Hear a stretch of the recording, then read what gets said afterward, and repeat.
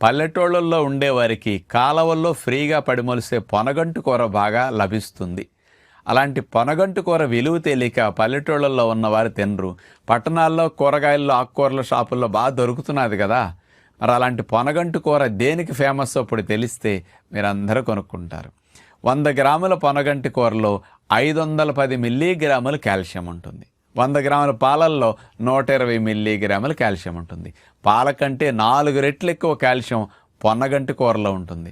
మన శరీరానికి ఒక రోజుకి 450-500 మిల్లీగ్రాముల కాల్షియం కావాలి. 100 గ్రాముల పొనగంటి కూర తీసుకుంటే మన బాడీకి కావాల్సిన కాల్షియం ఒక పొనగంటు ద్వారానే అందుతుంది. కాల్షియం మాత్రలు వేసుకోవాల్సిన అవసరం రాని విధంగా పొనగంటి కూర శరీరానికి మంచి కాల్షియంని, లవణాలని, పోషకాలను అందిస్తుంది. కాబట్టి అవకాశం ఉన్న వరకు పల్లెటూళ్ళల్లో ఉన్న రోజూ తినండి. సిటీలో ఉన్నవారు దొరికినప్పుడల్లా తినే ప్రయత్నం చేస్తే మంచిదన్నమాట.